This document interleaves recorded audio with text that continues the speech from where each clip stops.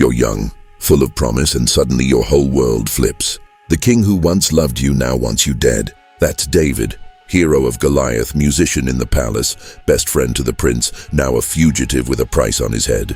It started with jealousy. Saul, Israel's first king, heard the women singing, "Saul has slain his thousands, and David his 10,000s." The words burned in Saul's heart like fire. He hurled spears at David while he played the harp, twice. David dodged, but he knew this wasn't anger anymore, this was murder. One night, Saul sent killers to watch David's house. David's wife, Michal, helped him escape through a window. He ran into the darkness, heart pounding, breath ragged, never knowing if the next shadow hid a spear. He fled to Nob, to the priests, hungry and weaponless. He took the showbread and Goliath's old sword. Then he ran to the Philistines, pretended to be insane so they wouldn't kill him. Drooling, scratching walls, anything to survive. But safety nowhere. Saul's men were everywhere. David kept moving, through hills, across streams, sleeping under stars, always listening for hoofbeats or shouts. Exhaustion clawed at him, his legs burned. His mind raced. Will this ever end? Does God still see me? Finally, he stumbled into the cave of Adullam, a dark, damp hole in the rock, hidden in the wilderness. No palace, no bed, just cold stone and echoing silence. He collapsed against the wall, chest heaving. Alone, afraid, uncertain if dawn would bring rescue or death. In that moment, David didn't stay silent. He whispered prayers, raw, honest ones. And from his heart came words that became Psalm 57. "Be merciful to me, O God, be merciful to me, for in you my soul takes refuge. In the shadow of your wings I will take refuge till the storms of destruction pass by." Psalm 57:1. Picture him, curled in the cave's corner, knees to chest, whispering these words like a lifeline. Outside, wind howled through the rocks. Inside, fear whispered louder, "You're trapped. Saul will find you, no one knows you're here." But David kept going, voice trembling but rising. "I cry out to God Most High, to God who fulfills his purpose for me. He will send from heaven and save me. He will put to shame him who tramples on me." Psalm 57:2-3. He remembered God had a plan. He had been anointed king long ago. This chase couldn't cancel that. But the fear was real. His body ached from running. His spirit felt crushed. Then the hunters came closer. Saul's scouts scoured the hills. David pressed deeper into the shadows. Yet even there he sang softly, defiant praise in the dark. "My soul is in the midst of lions. I lie down amid fiery beasts, the children of man, whose teeth are spears and arrows, whose tongues are sharp swords." Psalm 57:4, relatable, right? We've all had our caves, times when worry chases us, when problems feel like lions circling, when we feel small and unseen. Maybe it's a job loss, a broken relationship, health scares, or just feeling like life is out to get you. David felt it all. He was exhausted, terrified, whispering to God because shouting might give him away. But here's the adventure twist. David didn't stay defeated. In the cave, trust grew wings. "Be exalted, O God, above the heavens. Let your glory be over all the earth." Psalm 57:5-11. He praised before the rescue came.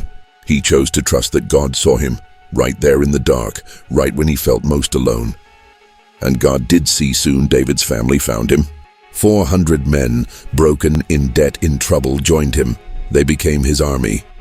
The cave that felt like a prison became a place of new beginning. David learned, God is our refuge even when everything screams run. He shelters us under his wings while the storm rages. He hears our whispered cries. He turns fear into faith. So next time you're running, figuratively or literally, from something scary, remember David's cave. Whisper Psalm 57, let God see you when you're afraid. Because he does, and he's already writing the next chapter of rescue. Deep in the cave of Adullam, David lay against the rough stone, every muscle screaming from days of running. The air was thick with damp and silence, except for his own ragged breathing. No food, no friends, just the drip of water somewhere in the dark and the distant howl of wind that sounded too much like pursuing voices. He could still hear Saul's rage echoing in his mind, spears flying, assassins at the door, the king's twisted face. David had dodged death so many times it felt like a game he was losing. How long, Lord, his body was spent. His spirit, teetering. But in that lonely darkness, something shifted. David didn't wait for rescue to speak.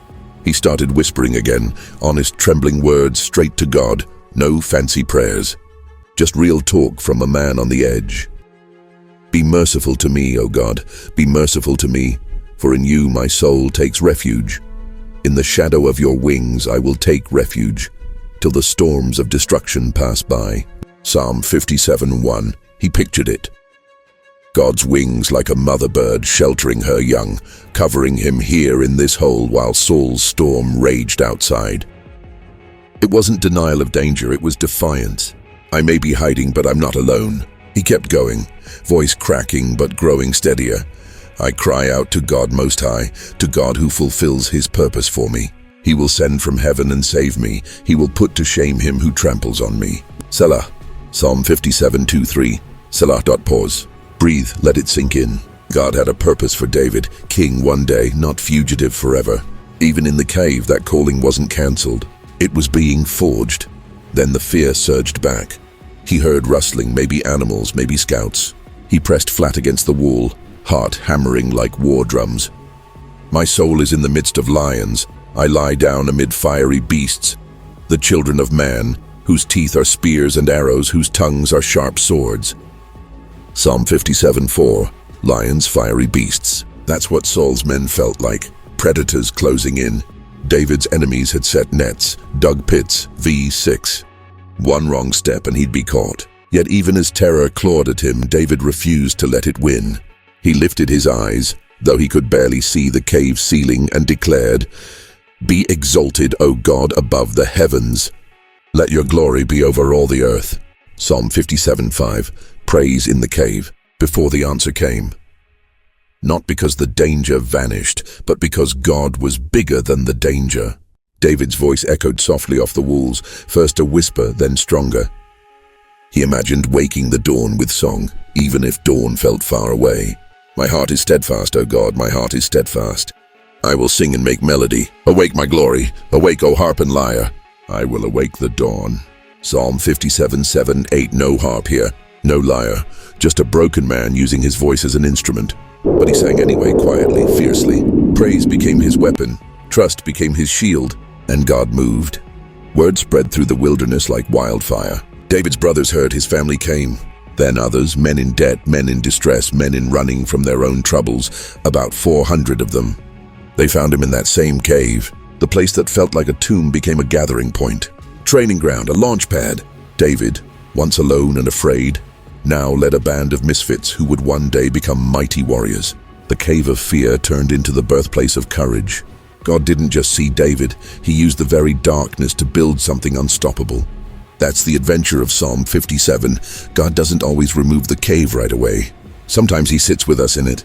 He lets us feel the fear, the exhaustion, the uncertainty, so we learn to cry out honestly, to trust fiercely, and to praise anyway. David's story shouts this truth. You can be terrified and still trust. You can be uncertain and still declare God's purpose over your life. You can whisper prayers in the silence and then lift your voice in praise. Because your refuge isn't the circumstances changing. It's God himself. His steadfast love reaches to the heavens.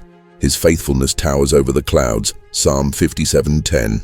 The storm will pass, the dawn will break. And when it does, you'll find your heart steadfast, not because you're strong, but because he's faithful. Follow for more stories like this.